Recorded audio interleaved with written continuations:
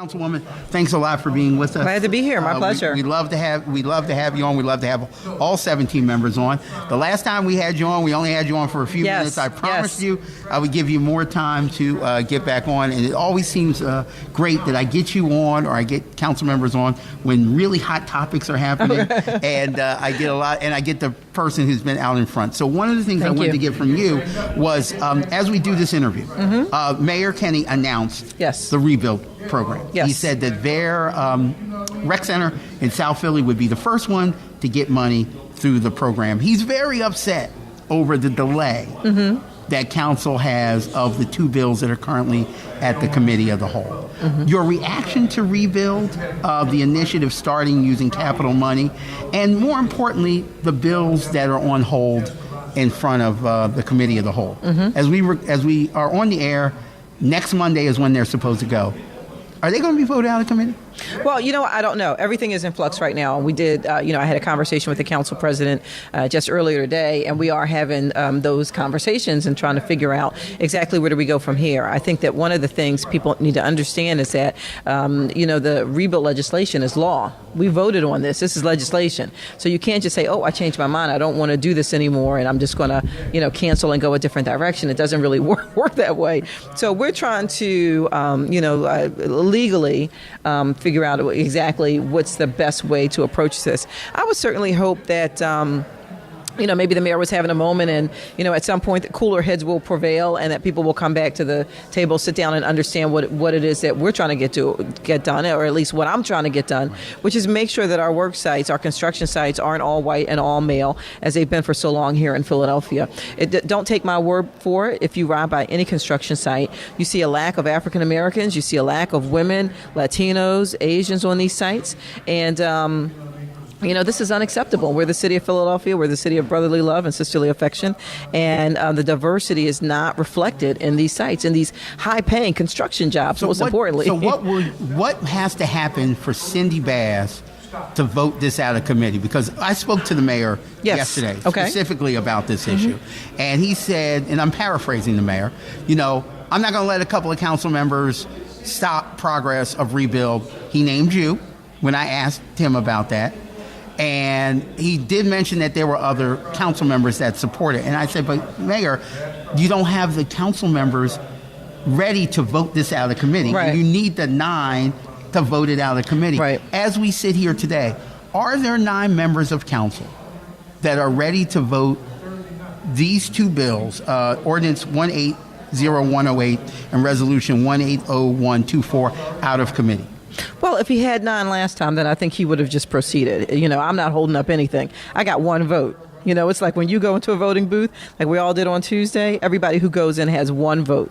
And so, I voted, or I was prepared to vote and voice my opinion. And I would certainly hope that a mayor that I supported, that I went out and supported early, campaigned for, worked hard for, would understand that it's okay to have a difference of an opinion, that I'm not owned, bought, or haven't been under any sort of dictatorship, but that I am an independent mind and an independent thinker, and I would hope that he would understand and respect that. So there is a memorandum of understanding that was signed between the mayor and the Building Trades Union in the form of John Doherty, the Electricians Union. Why is that not sufficient enough for you?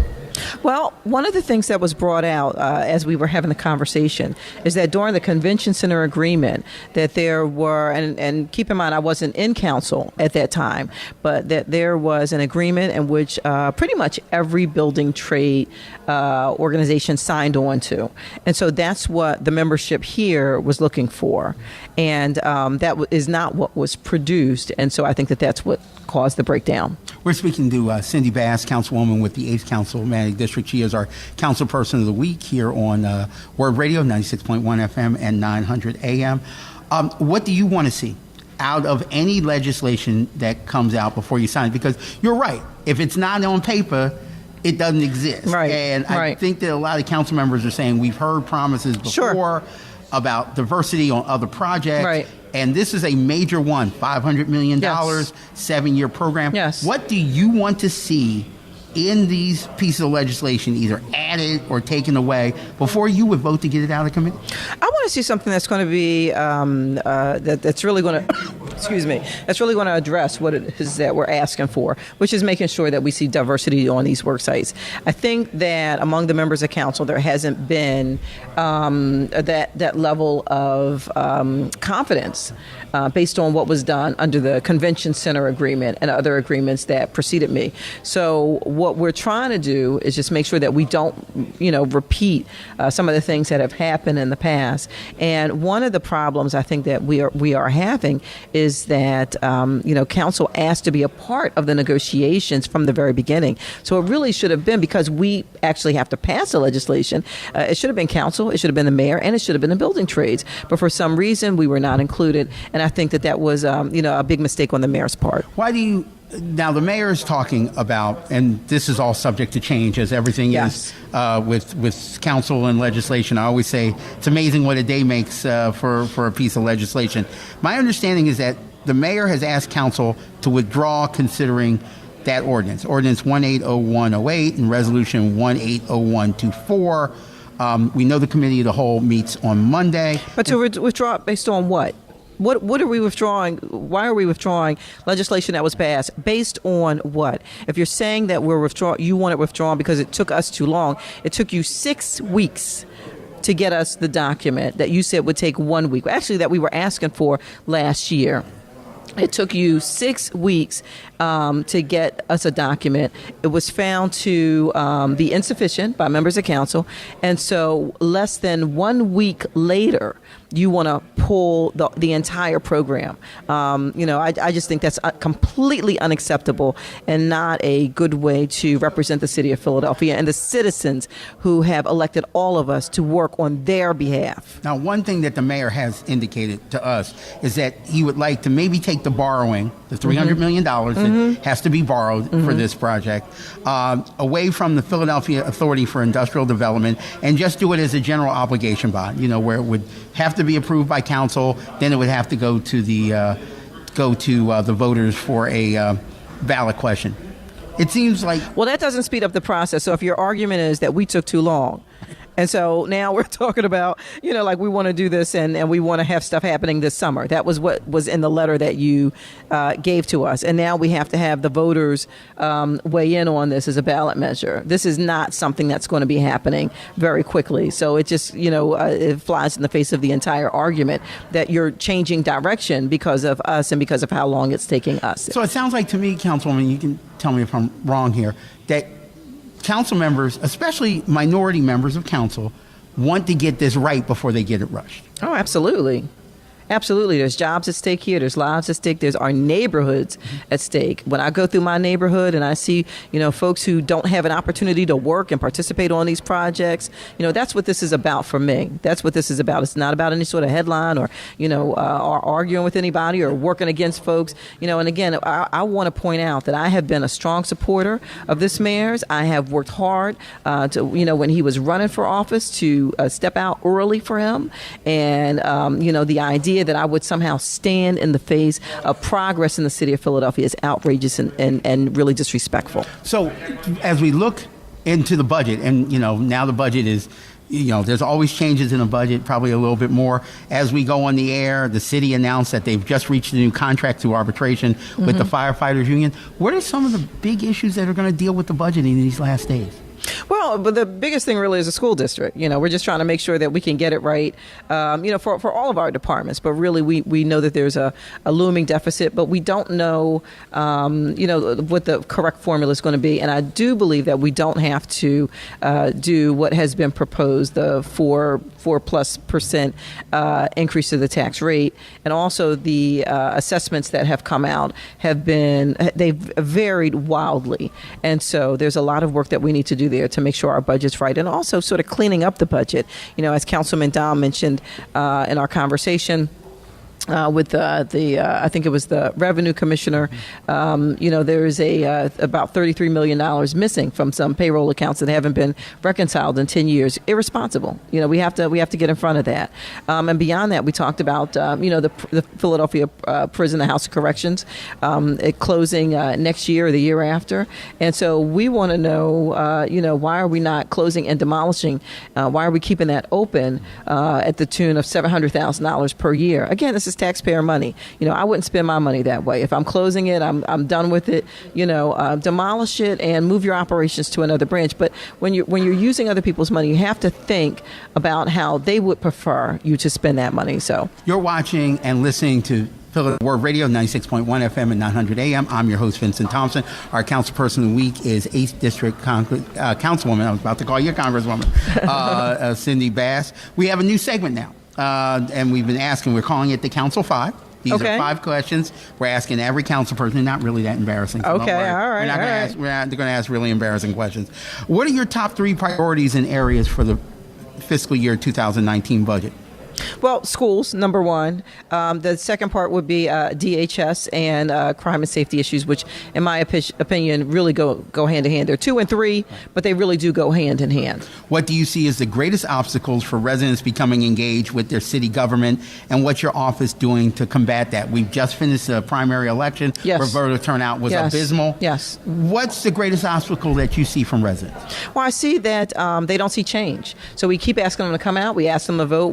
We elect people who say that they're going to do something, and then they get in office, they do something else. And so, we need to make sure that we hold folks accountable. But beyond that, we as elected officials need to make sure that we're engaging them and letting them know we want your engagement. We want your participation. I just was told a story just today about a voting division that had something like 44 voters all day long. Completely unacceptable. But those folks need to be reached. We need to reach out to them and get them engaged no matter what way it may be.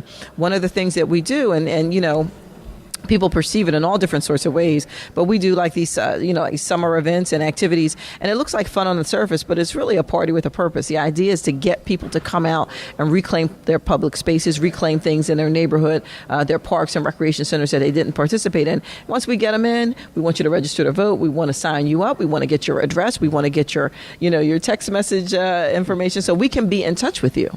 What's the biggest surprise to you about city government since this council was sworn in back in January 2016? You've been around for a while, so what's been the biggest surprise so far? Well, I'm just listen. I'm just glad to be here, and I love working with my colleagues. And we're 17 very opinionated folks, and we all, I think, have a good working relationship and want to continue that. And so it's been a great experience, and I want to continue that. That's a very political answer from a political person. So let me ask this as part of the Council 5. Sure. What's the biggest misconception about council people? I think the biggest misconception is I don't think people understand the nature of the job and how it really is all encompassing. But that's okay, because this is what we signed up for, and this is what we want to do. This job is truly a labor of love. You have to love this job because there are times when it's hard. You hear things, you see things. You go home at night and you cry. Because you want to make a change, you want to make a difference, and sometimes you can, and that feels like a great victory, like we did with our stop and go bill. I'm hearing from people all over the city about stop and goes that are closing. But then you hear about things, and most recently, the young woman who was killed, I think, on Sunday, the 17-year-old. There has been almost no coverage of that in the news media. And I am just outraged. I'm hurt. I'm just, terrified for our young people that our lives are so expendable. And it was a quick blip in the newspaper, and that was it. And so, these things affect us. These things really do have an impact and an effect. And, because it's hard for us to impact guns here in the city of Philadelphia, it's hard for us to legislate the change that we want to see here. So in a sense, could one of the biggest surprises to you since you've become an elected official is just what you can do and at times what you can't do? Well, you can't just turn that ship around. That's correct. And the public perception that we can do all. I think that there's a lot of folks who feel that we could be able, or that we should be able to do something about guns and about, some other things that, really are under the state's jurisdiction. And while we really advocate and we try to work with the state, that's an area that really is unfortunately out of our control. We, as members of council, we legislate, we advocate, and we investigate. That's what council can do.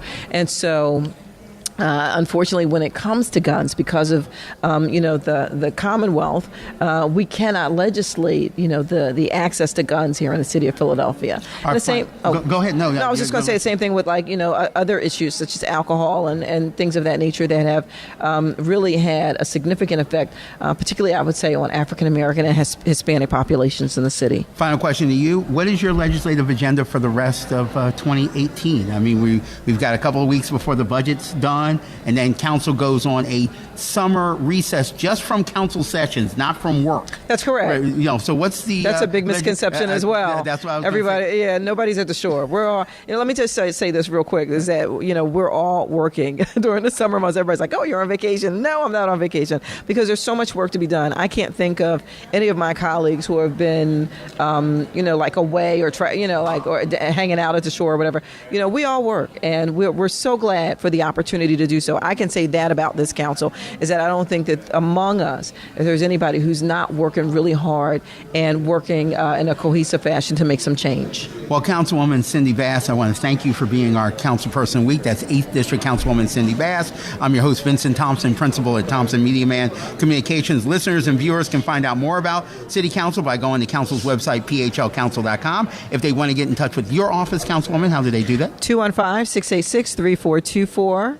And they can also find you through the council website, which is phlcouncil.com. We urge you to listen to the Philadelphia City Council Live's radio show every Thursday when council's in session from 10 a.m. to 1 p.m. with the rebroadcast from 10 p.m. to 1 a.m. on WURD Radio, 96.1 FM and 900 a.m. in Philadelphia. You can also listen online at wordradio.com. WURDradio.com. You can stay connected with me on Twitter at MediaManCom. You can also type in the 3 words Thompson Media Man Communications on Facebook to find my page. So we want to thank everyone for watching and listening to this edition of Philadelphia City Council Person of the Week.